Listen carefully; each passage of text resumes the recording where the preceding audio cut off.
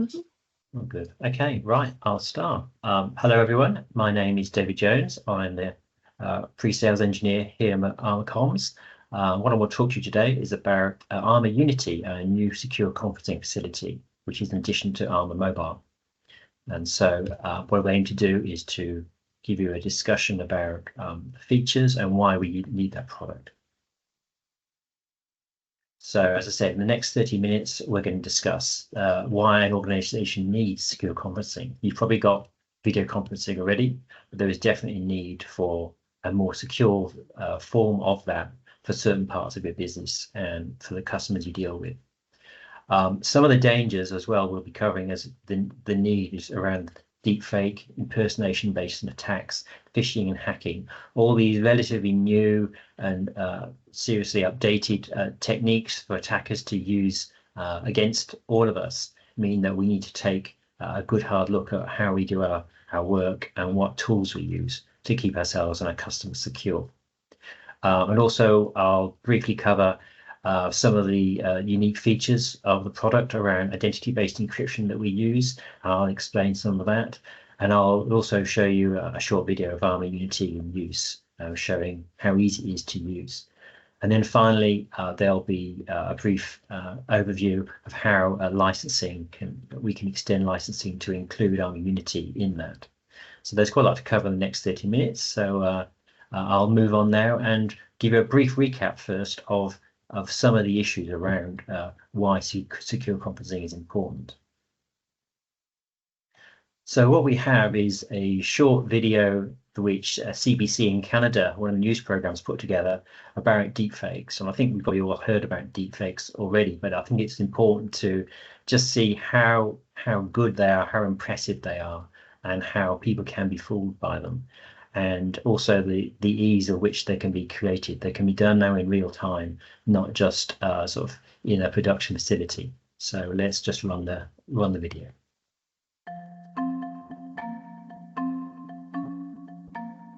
Let's play a game.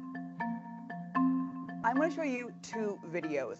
One is real, one is altered by AI. Can you spot the deep fake? Prime Minister Justin Trudeau recommended one of these books. Which one? A book that I got excited about reading through. It's called This Can't Be Happening in MacDonald Hall. It's called How the Prime Minister Stole Freedom. Yeah, it was the last one. The Prime Minister never said that. Okay, round two. If you can see, I hope to finish this talk show one day. Will the fake Morgan Freeman please stand up? I am not Morgan Freeman, and what you see is not real. So you can see from that they're very, very realistic and very hard to determine the difference, even when you know that you're being presented with a fake. So imagine in an everyday life, you're taking calls and phone calls from people who you think you know who they are, but you're just busy, so you're not actually spending a lot of time to try and determine who they are. So deep fakes are really significant now, and they pose a real threat to individuals and organizations in all shapes and forms. So a bit more about deepfakes and how they've been used in attacks in the recent past. So there's a couple of articles that we've done some research and brought out. So first one was the FBI released a crime report earlier on in the year based on the crimes that they'd been covering in 2023. And they said that the most frequent reported crime was with phishing schemes, which use unsolicited emails, text messages, and telephone calls, purportedly from legitimate companies, to request personal, financial, and/or login credentials. So it's the kind of thing where people pretend to be someone else, using whatever abilities and techniques they can to gain that, and they're seeing a big increase in that. So FBI would see a lot of that in a large country and the kind of technology that's prevalent in the US. So what happens there tends to happen here as well. So that's one that was quite interesting. So we can see that these kind of spoofing attacks are real and definitely something to be aware of. Next one was from a few years back when David Cameron, when he was still Prime Minister, fell victim to a hoax video call. And you would imagine that in order to get to a Prime Minister of a country, you'd have to pass through quite a lot of barriers of control to ensure that you were who you claimed to be. But it seems that was not the case. So someone pretending to be the former Ukrainian president, Petro Poroshenko, got through. And the video clearly seemed to show Mr. Poroshenko, but the conversation seemed suspicious to Mr. Cameron. And eventually they ended the call, and there was a few attempted follow-up calls as well, but they realized it was a hoax. The fact that in a large government organization that they can fall victim to this is worrying. So these things are definitely real. Another one related to Germany, where they were using a WebEx call to have discussing German army's involvement with provisioning equipment for Ukraine, it seemed. The Russians seemed to hack into this conversation and published it online. Turned out, as I said, it was WebEx, and it was, according to Der Spiegel magazine, it was not held on the secret internal network, but on the standard WebEx system. So the conversation should not have been occurring in a commercially available solution. They should have known that. They obviously felt it was easier for various reasons. I think one of the participants was actually overseas in Singapore or somewhere, so found it too hard to connect to the secret system. But that's no real excuse when you've got national security involved there. So the Russians there aim to embarrass the Germans and also probably have to understand more about the thinking of the country at that point. Finally, a very significant one is that a finance worker paid out $25 million after a video call with a deepfake chief financial officer. So this is by far one of the largest ones, and we'll go into this in a bit more detail later. But the fact that actual money is lost by someone being convinced that the other person on the end of the line is someone else, and so believes the actions they're being requested to do are valid. So that's when, this could have a massive influence on most companies where that large amount of money could have serious consequences, of course. So let's have a brief discussion about why we need to protect this. Well, we all know that conversations need to be protected depending on the type of conversation and the type of customer. So there's been the traditional high assurance targets, the nation states, the central, local governments, defense, military in all its shapes and forms, law enforcement, and more recently, critical national infrastructure has come in for scrutiny in the last, say, 10, 15 years, where it's realized that these targets, if they could be undermined in some way, could have a significant impact on the country. So those are the areas where we need to be sensitive to what type of communications we use, because they are going to change the impact of a breach. And so while we've all been fairly familiar with those, and we understand the military have to have military technology, yes, really the shapes and forms of that are much more varied now, and there's more means of communicating. So we've all got personal devices in the form of our phones, our mobile phones, so that we need to be aware of that. And of course, now enterprises are really working up to these threats because people working remotely, not within the secure confines of an office. So there's more opportunity there, and then there's more the money potentially we have from these organizations. Financial fraud could be achieved through impersonation and deception. Phishing and ransomware, we've heard about those before, how they can be used to extract large volumes of money from organizations. So these things have always been around, but they're growing threats. They're getting larger, they're getting more sophisticated, and technology is enabling that. So high-profile leaders are now the new attack vector, the way into an organization. So before, as I said, governments were the obvious target, but now with the way modern organizations run, where the leaders are more visible in the media and through their profiles on social media, for example, people can identify them more easily. And there have been multiple cases of fraud cases in the FTSE 500 companies in the UK. But that's probably the tip of the iceberg, because unless they fall within the legal remit of having to report them, companies are not going to report them, because that would just bring out reputational loss. So there's probably many more cases of attacks which we just don't know about. And there's one ticket type that's so prevalent, it's now known as the CEO scam, and we'll talk about that in the following slide.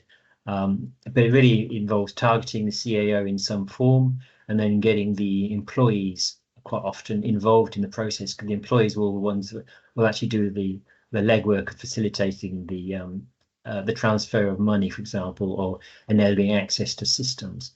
So lots of attacks on organizations which may not have been in the frame for that before now. So it's something we have to be aware of, and any organization has to be constantly reviewing its security posture, checking the technologies it uses, are they appropriate based on changes in the security landscape, also changes in your customer base. If you're suddenly having some more high profile customers, or maybe a new market like defense, you need to understand that the technology you use has to be appropriate for use. So the CEO scam did appear in the real world. We have a link to this at the end of the presentation. But in February of this year, there was a finance worker in Hong Kong who received a text message from the UK-based chief financial officer. They wasn't particularly unusual, but not particularly common to receive text messages from this person. But they were suspicious, but they had a video call, and the CFO and a number of other colleagues were on the call, and they all seemed perfectly reasonable. And what he was asked to do was transfer some money. But everyone on the call seemed to be he knew they were, they knew who he was, and the employee was convinced to transfer $25 million, which they did. So the CEO scam was that there was no CEO in this. They were fake. They were deep fake frauds that were created using technologies that allowed it to occur in real time. So the conversations could be created very quickly. Sounds fantastical, but this has been recorded, and it is a real world scam. So the fact that identities now are much more subtle and we have to understand them much more is a very key thing we have to get our heads around. So the key point there is, do you know who you're communicating with? Before, identity was relatively easy because we could do like a visual check on someone. We can see what they look like. Often we met them in face-to-face, or they were on calls in closed environments, and we really didn't have this issue because the technology wasn't there to actually fake someone. You could tell if it was a fake. Now that's getting harder and harder because we can't rely on that because the technology is really beating our ability to spot that. So we need to start moving to a trusted communications platform with identity-based encryption. Means like binding the security into who the user is, so that you can control the risk and mitigate the risk through the appropriate technologies. So if you could somehow bind the identity of that person to the security that they require to join the conversation, then that will really help. And that's exactly what we're doing here with Armour Unity. So you could say, well, we've got Teams, we've got Zoom, we've got WebEx. These are all big products. They're large organizations that have lots of security teams, monitoring, and so on. Well, that is true up to a point, but these are mass adoption products. They're very good at what they do, but they are not suitable for sensitive, high assurance communications. So when you're talking about national security, governments, very sensitive areas where the impact of a breach could be very significant, then they really aren't suitable for that. Certainly in the defense areas is the case in point. These, by design, these products are designed to be easy to use, easy to gain access to. So during the COVID era, people were using Zoom. It was new, people were unfamiliar, so they were designed to be very easy to use, and they worked very well. People would join join calls very easily, just get sent a link and away you go. That means it's very easy for lots of good reasons and some very bad ones. So you cannot actually authenticate the participants in the call very easily because they can share credentials, they can share links to the system. So we all heard of things like the Zoom bombing where people were joining calls and so on. And then you can easily be an imposter to infiltrate sensitive conversations in this way. So you could join the calls in the same way that the Russian attack on the German conversation about Ukraine. So that we've seen that these products, while they're good in certain areas, aren't good at high assurance. That's the key thing to take from all that. And then on top of all that, they're all cloud-based solutions. So the cloud-based solutions probably means they're not in your country. The data sovereignty is probably not held in the UK, for example. And that may be fine at certain levels, but when you're talking national security, sovereignty becomes key. And even now, Computer Weekly recently uncovered some evidence where Microsoft have admitted they cannot guarantee UK data sovereignty, even for government customers. And that's a significant thing. There is some issues around, they do the follow the sun mechanism where people in support staff are all around the world. So the data potentially then is accessed by them in other parts of the world, which can be breaking certainly UK law for certain systems. So you don't really know where your data is being held and who has access to it. So when sovereignty is an issue, that becomes the real blocker to using these technologies. So let's talk a bit about how identity-based encryption and authentication helps, because it really is a significant difference in these things. So start off with talking briefly about traditional cryptography, and I'm not going to get too deep in this because A, it's pretty technical, and B, gets a bit hard to describe. But for the last sort of 25 years, we've had asymmetric cryptography in general use, so PKI, public key cryptography. That means that you can encrypt a message or a key with the recipient's public key, which is usually held in the form of a certificate, and then only the intended recipient can then decrypt the key or the message because they hold a secret key, a private key, which never leaves them. That is very secure, but it involves a lot of infrastructure. It means that before you can have a conversation with someone, you need to know their public key, which quite often is in the form of a certificate, an X509 certificate, but you have to get those. That means you'd have to have an infrastructure in place to store these certificates, secure those, and then keep it highly available, because without that availability, then you really can't be, you can't have a system that's working. So that's a lot of overhead, which you don't necessarily want. Another solution is to use ephemeral Diffie-Hellman, which means a very easy way of doing secure key exchange. But the problem is you need to have an additional layer on top of that to do authentication, because while you can securely authenticate exchange keys, you can't be sure with pure the ephemeral Diffie-Hellman that who the other party is. All you can say is that the other party has a private key associated with a public key, but not who they actually are. So you could be an imposter in there. So there's some other additional controls you need on top of these, which make it slightly harder work and more overhead. So in the light of all that, NCSC were looking at what could they do to make a lighter weight solution that could be used to secure multimedia communications. And they arrived at the Miki-Saki protocol, which has now got an RFC 6509, and now it's been expanded on by the 3GPP organization committee for mission critical communications. So it's been seen as a protocol which is highly efficient and very useful and for cross-platform multimedia comms. And what it does is Miki-Saki helps you to identify the endpoint, identify who someone is very easily in a more lightweight manner. So it just makes it much more straightforward for a user to be identified. So Miki-Saki means that you could identify someone by some public information, such as their mobile phone number or an email address or some other unique value, which is much more straightforward to obtain.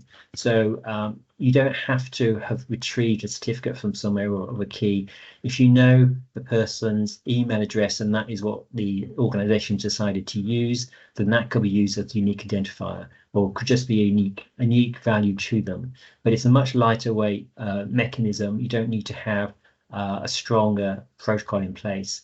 And it doesn't mean then you can send something which only the intended recipient can receive, because they will have a private key that is associated with their public identity, i.e. their mobile phone number or an email address. And it does mean then that when you're using Miki-Saki, you can much more reliably, you can be confident that the person you're sending information to, either in a text message, an audio call, or a video call, is who they claim to be. And we've got more detail on the Miki-Saki protocol in the URL given here, which will be available in the presentation at the end. So we'll talk a bit now about how Armour Unity and its specifics and how it's secure and easy to use. So one of the key things about Armour Unity is its secure collaboration. It enables you to make predefined and on-the-fly video conference calls with people. So you can pre-book them, you can just quickly spin one up, and then you can be very sure that whoever is in the conversation is who they claim to be. You have robust protection to ensure that there's authentication of the users and encryption of all the traffic that goes across, including the metadata as well. Armour is a closed environment as much as it's invite only. All the users on the system have to be pre-enrolled in the same way that you do for Armour Mobile. That users then can join if they know into the system and they've been assigned into a community of users. So everyone on the call is who they claim to be. And then, as I said, you can create predefined calls and set up reminders and alerts to allow you to join on your mobile device, on your tablet or on your phone using the Armour mobile app.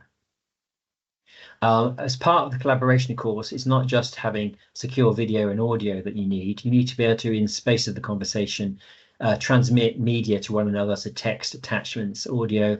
That is all handled within the Armour platform, so you can continue to do that, to share documents, chat and text, and have confidence that you're doing it in a very secure way.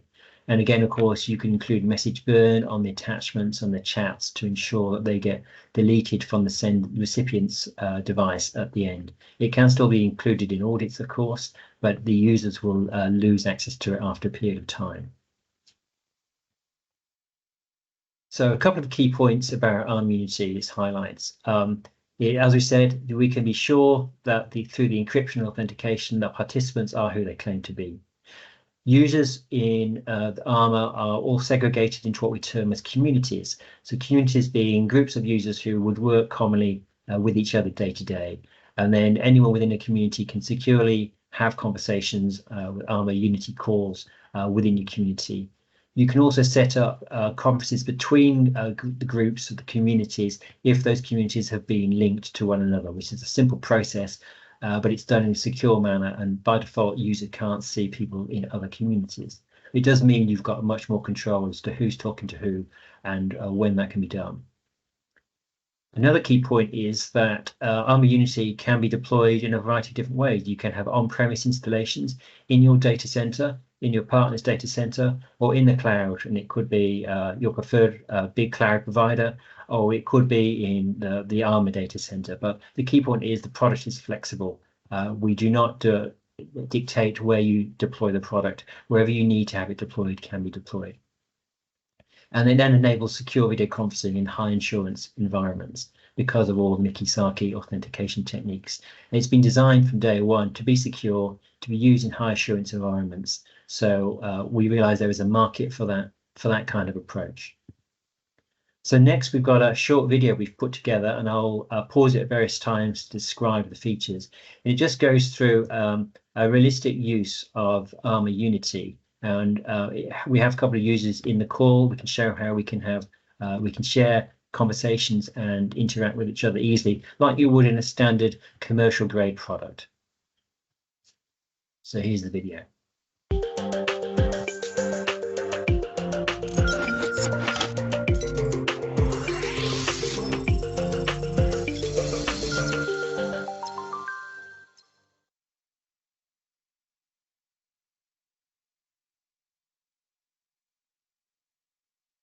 So I'll briefly pause it there. So Armour Unity sits inside the standard Armour installation, which can be, as I said, anywhere you need it to be. You have groups of different users. So we have, in this example, a community of salespeople, and we have management, and we have development people. And they can talk to one another securely if their communities have been linked to each other. But it's an integral part of the Armour mobile solution. So it's within the app on the phone if your license has enabled you to use that. So here we use the standard contacts list to find users, and then we can create a meeting. So we simply give the meeting a name. We then choose the internal calendar a date and time, a start time and end time. We then invite people from our participants from our contacts list. So again, this is all people who we have already know about in the system. So then we can add that in. So we've got here a list of existing and previous calls. So on the day and time of the meeting, you'll get a notification. It will pop up. You join the call. So you get the video call, and then the other people will join, and then they'll each see each other attending the call. So you can hide your image if you want to. You can see all the other people on the call. You can then mute people. You can converse freely. You can mute yourself, of course. You've got the standard features you'd expect. In there, you can see the participants. You can check who's in the call. You can see who's not in the call. And basically use the stuff you would expect to use. You can create a breakout chat room, so then you can then exchange secure conversations using the Armour mobile technology for sending secure messages with attachments. We also have some additional options where we can set security options. So within there, we can do things such as enable a lobby so that we can have people entering a lobby area and they don't join automatically until they've been allowed in. So then we can set that up for an additional level of security. And then, of course, here we have people exchanging messages with one another. And that's all done securely using Armour Mobile. So stuff you've used already. And then you can just generally return to chat at any time and break in and out of the messaging solution as well. So once you've had a call, you can hang up and then end the meeting for everyone. And then away you go. So a very familiar way of working. You've done this with all standard video conferencing products. The key point is it's very secure. It's designed for high assurance, designed to enable you to be flexible about how it's deployed and where you can use the system. So to go through some of the benefits of the platform. So it uses a secure communications platform underlying everything. So that means we can enable security across the entire organization and the supply chain if you want to have a wider solution. It means you have secure communications for your mobile workers for not just secure text messages and audio calls. You can have full-blown video calls wherever someone is. So if they're in a hotel room in a other side of the world, they can just get out their tablet. They can start up the Armour mobile app and use the Armour Unity features enabled within that. The secure group messaging means you can then add in additional work into the collaboration, so you can exchange documents securely whilst you're having a conference call. Means you are being more efficient in the organization because you're exchanging stuff wherever you are in secure manner. Secure meeting environment means that you can be flexible. As I said, you could be in a hotel room outside the world. It means you wouldn't necessarily have to go into an office or a secure area because you've got a secure device to use that. So you could potentially reduce commuting time and expense by staying at home or wherever you happen to be. And of course, that has an added bonus of reducing the carbon emissions, which is always a plus. And then we have a protection in the solution against interception because we have the strong authentication of users. So the idea of deepfake isn't really gonna work here because the deepfakes can't get in because they can't be authenticated through the Nikisaki system. So it doesn't matter how good the deepfake videos and audio sounds are, they are not going to be able to get into the solution. So the fact that we strongly protect users means that we can keep your work secure. So when you've got things like contract negotiations, bids, investments, or state secrets, then these are the kind of areas we need to use a product that's really designed for the solution. So we've got some links which will be in the presentation you can get later. Well, details expanding on some of the comments I've made around things such as the white papers, the articles on the attacks, and so on and so forth. So those are in there for your additional information. And the white papers are certainly useful to understand how and why you should be buying secure products with some reference to the NCSC principles, which are very useful to understand. Finally, before we wind up here, we need to discuss the licensing for that. So there is a very straightforward approach to this. So for existing customers and partners, the licensing model has been altered to accommodate the Armour Unity. So if you have an existing deployment of the solution, then the license can be extended. We also we can have discussions around how we could manage and define the solution to have a fully managed solution managed on-prem by us or by a partner, having designed the turnkey solution based on your specific requirements and the volume of users, and help you work out a deployment for your self-hosted, self-managed solution around that. So we've gone into these details already, and we have systems in place to manage those, to get existing customers using the product and to enable you to get new customers using it as well. So please feel free to contact us with sales@armourcomms.com. And with that, I think I've said enough, and thank you very much for your time.